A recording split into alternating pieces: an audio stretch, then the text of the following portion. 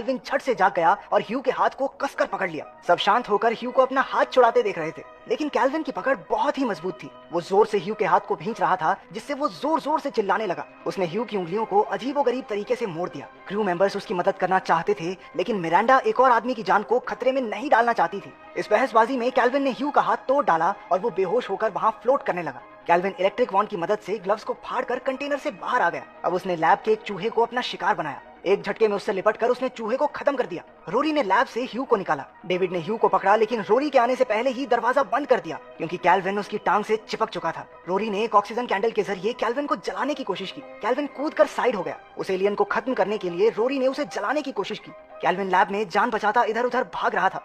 Rory ने भी अपने छोटे फ्लेम थ्रोअर के साथ उसका पीछा किया और एक पल के लिए उसे लगा कि उसने कैल्विन को कैद कर लिया है, लेकिन चेक करने पर पता चला कि वो शेल्फ एकदम खाली था। तभी अचानक कैल्विन ने पीछे से हमला कर दिया और रोरी के मुंह में घुस गया। रोरी का दम घुटने लगा, जबकि बाकी क्रू मेंबर्स डर से उसे बस देखते रहे। उसके मुंह से काफी खून बह गया और वो बेहोश होकर हवा में झूलने लगा। उस फ्लेम थ्रोअर की वजह से फायर अलार्म बज गया और आग बुझाने की गैस लैब में भरने लगी। जब कैल्विन रोरी के शरीर से निकला तो वो 100 गुना बड़ा हो चुका था। शो और इकैथरीना ने गैस होल्स बंद करने की कोशिश की ताकि कैल्विन उनके जरिए बाहर न निकल जाए, लेकिन आखिरी होल के बंद होने से पहले कैल्विन अपने शरीर को सिकोड़कर बाहर निकल गया। इकैथरीना ने नासा को इमरजेंसी कॉल करने की कोशिश की, लेकिन उनका कॉल लगा ही नहीं। उसे ठीक करने के लिए इकैथरीना ने स्पेस सूट पहना और बाहर चली गई। जब उसने देखा कि ट्रांसमीटर बहुत ज्यादा गर्म हो चुका है तो उसने कूलेंट चेंबर खोला, लेकिन उसे खाली देखकर वो समझ गई कि कैल्विन वहां तक पहुंच गया होगा। ह्यू ने होश में आकर अंदाजा लगाया कि कैल्विन ने कूलेंट का इस्तेमाल जिंदा रहने के लिए किया होगा। तभी अचानक वो कूलेंट चेंबर से बाहर कूदकर इकैटरीना से चिपक गया। इकैटरीना स्टेशन वापस आने लगी, लेकिन उसने देखा कि उसके सूट में लिक्विड भर रहा था। कैल्विन ने उसकी कूलेंट ट्यूब को भी तोड़ दिया।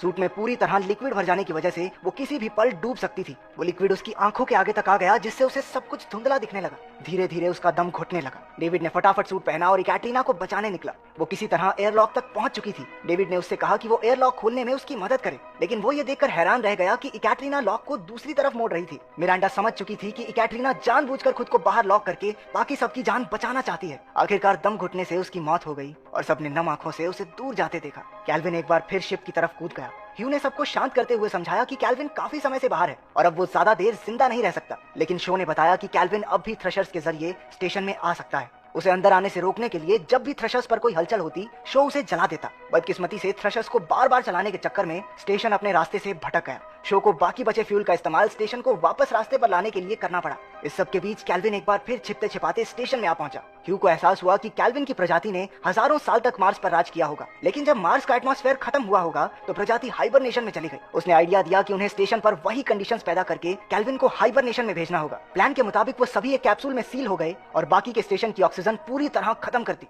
ह्यू इस सारी दुर्घटना के लिए खुद को जिम्मेदार ठहराने लगा, लेकिन डेविड ने उसे शांत करते हुए कहा कि कैल्विन को रखना पूरी टीम का फैसला था। इसके बाद ह्यू कहने लगा कि कैल्विन उनका दुश्मन नहीं है, वो तो बस जिंदा रहने की कोशिश कर रहा है। ह्यू कमजोरी की वजह से फिर से बेहोश हो गया। बाकी सबने उसे जगाने की कोशिश की, लेकिन तभी मिरांडा ने उसकी टांग पर कुछ हिलता देखा। उसने जिप खोलकर देखा कि कैल्विन ह्यू की टांग को बुरी तरह से नोच रहा था। सब डर कर पीछे हट गए। मिरांडा ने कैल्विन को शॉक देने की कोशिश की, लेकिन इससे तो वो और चिढ़ गया। वो जल्दी से बाहर की ओर भागे और शो ने खुद को स्लीपिंग पॉड्स में बंद कर लिया। डेविड और मिरांडा ने देखा कि ह्यू अपनी आखिरी सांसें गिन रहा था। कैल्विन ने गलती से ह्यू का ट्रैकर भी निगल लिया था, जिससे अब वो उसकी हर हरकत पर नजर रख सकते थे।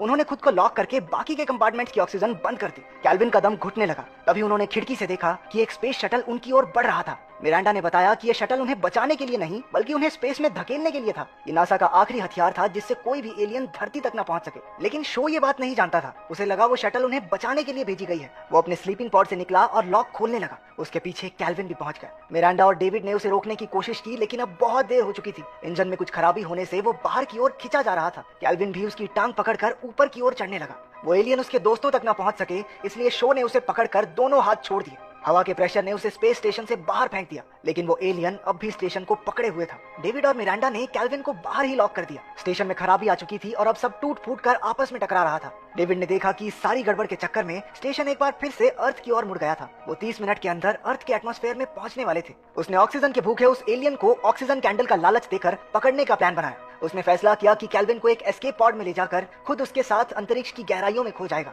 लेकिन मिरांडा एक दूसरे पॉड में पृथ्वी पर जाएगी और सबको बताएगी कि उनके साथ क्या हुआ। प्लान के मुताबिक डेविड ऑक्सीजन कैंडल लेकर निकल पड़ा। कैल्विन मौका पाते ही उस कैंडल पर बुरी तरह चिपट गया। डेविड इसी तरह उसे ललचाकर एस्केप पॉड तक ले आया, जहां उस एलियन ने उस पर हमला कर दिया। दूसरी तरफ मिरांडा अपने पॉड तक पहुंची। डेविड ने अपना एस्केप पॉड पृथ्वी से दूर लॉन्च कर दिया और मिरांडा का पॉड भी लॉन्च हो गया। मिरांडा ने सारी कहानी रिकॉर्ड की और सलाह दी कि अगर कैल्विन अर्थ पर पहुंच भी गया तो हर मुमकिन तरीके से उसे मार दिया जाए। अचानक दोनों पॉड्स में गड़बड़ी होनी शुरू हो गई। उस एलियन ने डेविड को बुरी तरह नोचना शुरू कर दिया। वो दर्द में चिल्लाता रहा। वो दोनों पॉड्स अपने रास्ते से भटकने लगे। आखिरकार उनमें से एक अर्थ के एटमॉस्फेयर तक पहुंचा और दूसरा अंतरिक्ष के गहरे अंधेरे में खो गया। वो पॉड सीधा जाकर समुद्र में गिरा। कुछ मछुआरों ने उसे देखकर बाहर निकाला। उन्होंने पॉड में डेविड के मांस को तार तार देखा। उधर मिरांडा अंतरिक्ष की गहराइयों में खोती जा रही थी। उधर मछुआरे पॉड को खोलकर डेविड को बचाने की कोशिश कर रहे थे। अंदर से उसने उन्हें रोकने की बहुत कोशिश की, लेकिन वो उसका इशारा समझ ही नहीं पाए। कुछ और बोट्स भी वहां पहुंच गई। उनमें से कोई नहीं जानता था कि वो अपने ग्रह की बर्बादी का दरवाजा